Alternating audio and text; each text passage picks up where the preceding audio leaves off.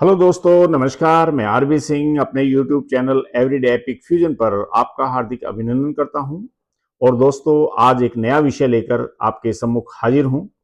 तो साथियों, आज एक नया विषय है और ज्वलंत विषय है। और इस पर पहले कई बार जो है लोगों ने आपस में विचार विमर्श किया है, परंतु आज हम एक नया विषय लेकर आपके सामने प्रस्तुत हैं। तो चलिए दोस्तों, आज हम शुरू करते हैं। बात करेंगे लीडरशिप की, बात करेंगे नेतृत्व की। यानी कि हम समाज को या राष्ट्र को या देश को कैसे नेतृत्व प्रदान करें, इसकी कुछ विशेषताएं हैं। इसमें हमने जो कुछ बिंदु रखे हैं वो आपके सामने मैं रखता हूं। देखिए, नेतृत्व केवल एक दूसरों को निर्देश देने का नाम नहीं है, बल्कि स्वयं उदाहरण बनकर लोगों को सही दिशा प्रदान करना है या उनको प्रेरित करना है। नेतृत्व क्षमता विकसित करने के कुछ प्रमुख बिंदु हमने बनाए हैं। तो पहला बिंदु पे बात कर लेते हैं। स्पष्ट लक्ष्य और दृष्टिकोण होना चाहिए।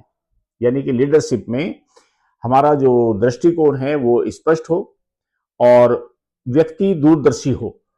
वही एक अच्छा लीडरशिप कर सकता है। व्यक्ति जिसमें स्पष्टता नहीं है, उसका स्पष्ट लक्ष्य नहीं है, दृष्टिकोण उसका सोच नहीं है, दूरदर्शी नहीं है, तो वो अपने नेतृत्व प्रदान करने में सक्षम नहीं होगा।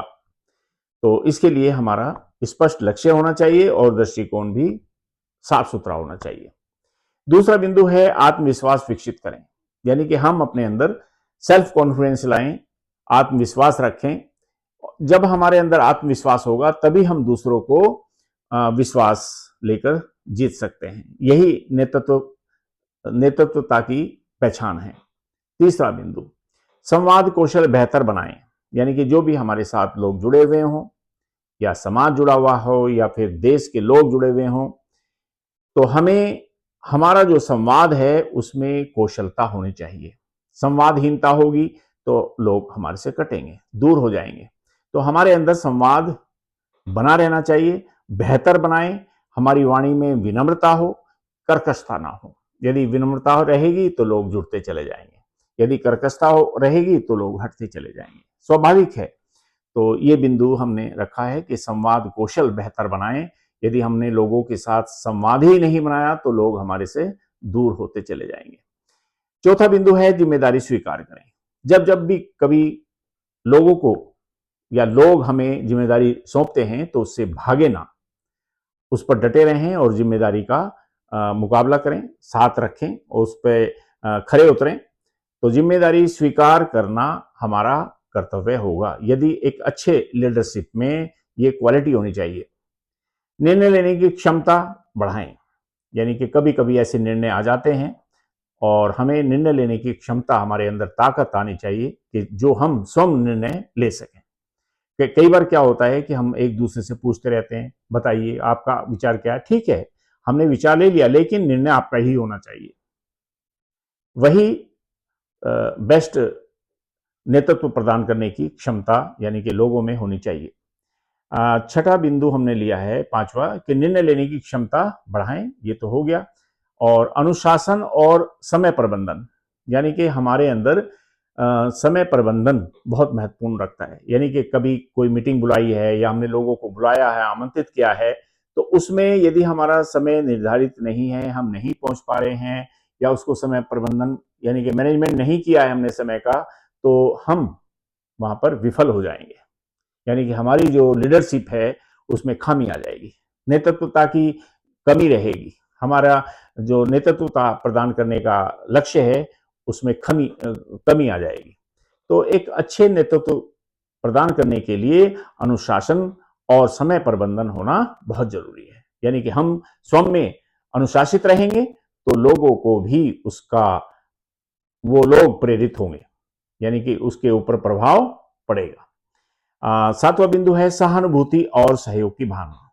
यानी कि जो एक लीडर होता है, एक सच्चे नेता के अंदर हमारा सहानुभूति होनी चाहिए। यानी कि किसी को कोई दुख है, कोई कष्ट है, बहुत ही सहजता से उसके कष्ट को पूछिए और सहजता से उसको दूर करने का या निवारण करने का कोई उपाय बताएं। यही एक सच्ची लीडरशिप होती है। यानी कि सहानुभूति यदि हम अपने साथियों के संग रखेंगे, अपने जो भी समाज के लोग जुड़े हैं उनके साथ रखेंगे, तो अच्छा नेतृत्व प्रदान कर सकते हैं। सहयोग की भावना सदैव बनी रहे। यदि हमारे अंदर सहयोग की भावना ही नहीं है, हमने सोच लिया कि ये तो ऐसा ही है, इसको क्या सहयोग करना है, तो वो एक सच्चा नेतृत्व प्रदान करने वाला व्यक्तित्व नहीं हो सकता।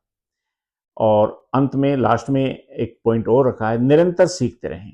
देखिए, इंसान जो है, कई बार क्या होता है कि स्वयं ये सोच लेता है कि मैं बहुत कुछ सीखा हुआ हूं, लेकिन मैंने अपने जीवन में ये जाना है कि व्यक्ति प्रत्येक दिन पल पल में कुछ ना कुछ नई नई नई चीजें सीखता रहता है, अपने छोटों से, अपने बड़ों से, अपने साथियों से, संग साथियों से, विद्वानों से, उनके विचार विमर्श जब हम करते हैं उनसे। तो कहने का तात्पर्य मेरा यह है कि जब नेतृत्व प्रदान करते हैं तो तब हमें निरंतर सीखने की ललक हमारे अंदर होनी चाहिए, जिज्ञासा होनी चाहिए। यदि हमारे अंदर सीखने की कला नहीं है, जिज्ञासा नहीं है, और हम स्वयं अपने आप में ये समझ बैठे हैं कि हम ही हैं, जो भी जानते हैं सब कुछ हम ही जानते हैं, तो वहां हम विफल हो जाते हैं। तो एक सच्चे और एक अच्छे नेतृत्वता के लिए निरंतर सीखना, जिज्ञासु होना, हमारे अंदर ये चीजें होनी चाहिए। अंत में चलते चलते ये तो हमने बिंदु रखे थे, नेतृत्व क्षमता विकसित करने के कुछ उपाय मैंने आज सोचा था, विचार किया था इस पर कि ये तो होने ही चाहिए, लेकिन साथ में नेतृत्व पद से नहीं, यानी कि व्यक्ति को नेतृत्व पद दे दिया कि ये अध्यक्ष है या उपाध्यक्ष है या सचिव है या अन्य दूसरे बहुत सारे पद होते हैं। नेतृत्व पद से नहीं, बल्कि व्यक्तित्व से उसकी पहचाना जाता है। यानी कि उसकी जो पहचान है, उसका व्यक्तित्व कैसा है, उसके अंदर कौशलता कैसी है, कैसे लोगों को आपस में जोड़ता है, उस चीज से पता लगता है कि नेतृत्व पद से नहीं, पद दे दिया हमने उसको, जो एक महामंत्री बना दिया, सचिव बना दिया या फिर कोई दूसरा पद दे दिया, नहीं।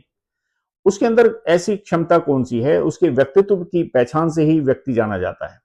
जो स्वयं को जीत ले, वह दूसरों को भी सच्चा मार्गदर्शन प्रदान करने में सक्षम होता है। यानी कि जो व्यक्ति अपने आप को जीत लेता है, वह दूसरों को भी जीत लेता है और एक अच्छे पथ के लिए प्रेरित करता है। तो दोस्तों, आज बस यही मैंने एक विचार रखा था। कुछ आपको अच्छा लगे तो आप जरूर लाइक करें, अपने दोस्तों को भी शेयर करें। तो जय हिंद, जय भारत। आपने मेरे विचार को सुना। यदि आपको पसंद आता है तो जरूर आप इसको लाइक करें। धन्यवाद।